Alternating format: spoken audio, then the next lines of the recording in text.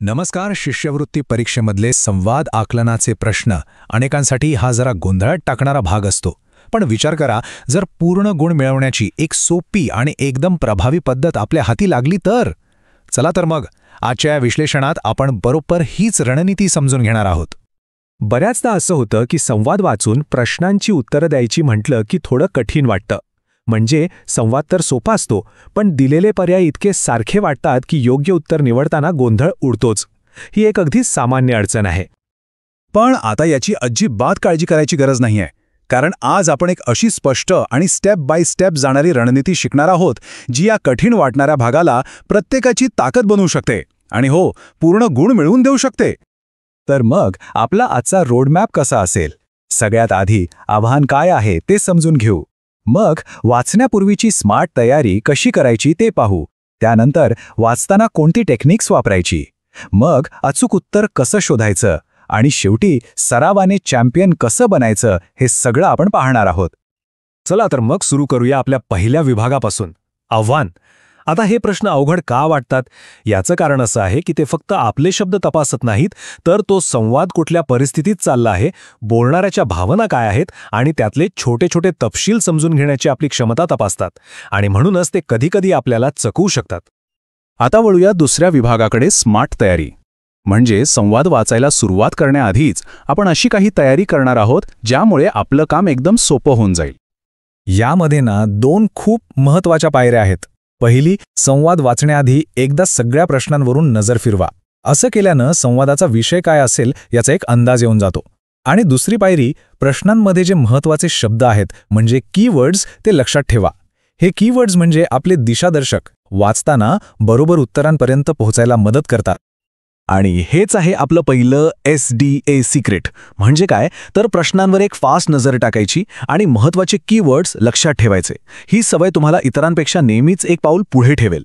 हे तंत्र लक्षात ठेवायला एकदम सोपं आणि वापरायला तितकंच प्रभावी आहे. ओके, तर आपली तयारी झालीये.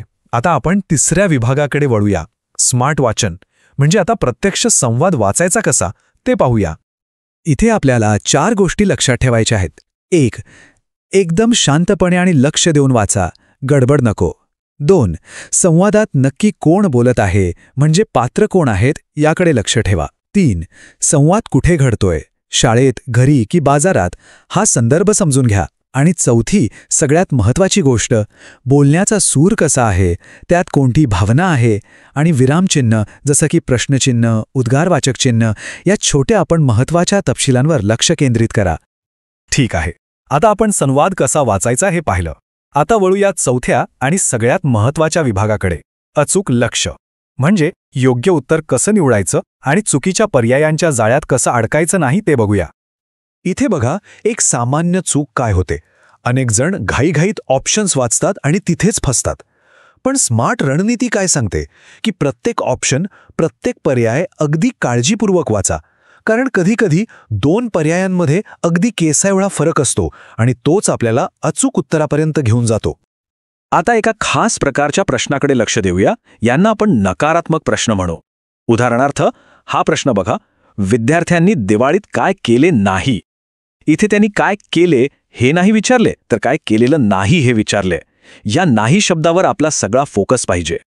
आणि हाच या प्रश्नांमधला खरा गेम आहे. अशा प्रश्नांमध्ये आपलं ध्येय हे संवादात दिलेली गोष्ट शोधणं नसतं, तर संवादात न दिलेली किंवा चुकीची गोष्ट शोधणं असतं. त्यामुळे प्रश्न वाचताना नाही हा शब्द दिसला की एकदम अलर्ट व्हायचं. बरं, मग असे प्रश्न सोडवायचे कसे? त्यासाठी ही सोपी 3 टप्प्यांची पद्धत आहे. पहिलं, दिलेल्या सगळ्या पर्याय शांतपणे वाचा. दुसरं, प्रत्येक पर्यायाला संवादाशी ताळून बघा, म्हणजे कंपेअर करा. आणि तिसरं, जो पर्याय संवादात दिलेला नाही किंवा जो संवादाच्या उलट आहे तो ओळखा. तेच आपलं बरोबर उत्तर असतं. आणि म्हणूनच हा SDA शॉर्टकट खूप कामाचा आहे. उत्तर सापडलं असं वाटलं तरी फायनल करण्याआधी प्रत्येक पर्याय पुन्हा एकदा संवादाशी तपासून बघा, म्हणजे कन्फर्म करून घ्या.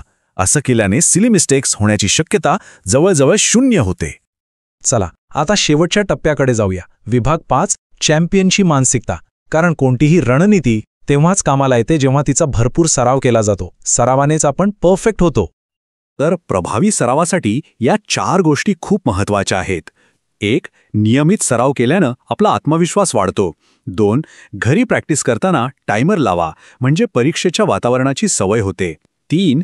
जुन्या शिष्यवृत्ती परीक्षांच्या प्रश्नपत्रिका सोडवा, म्हणजे प्रश्नांचा पॅटर्न कळतो. आणि 4थं आणि सगळ्यात महत्त्वाचं, आपल्या झालेल्या चुकांचं विश्लेषण करा, म्हणजे त्या चुका पुन्हा होणार नाहीत.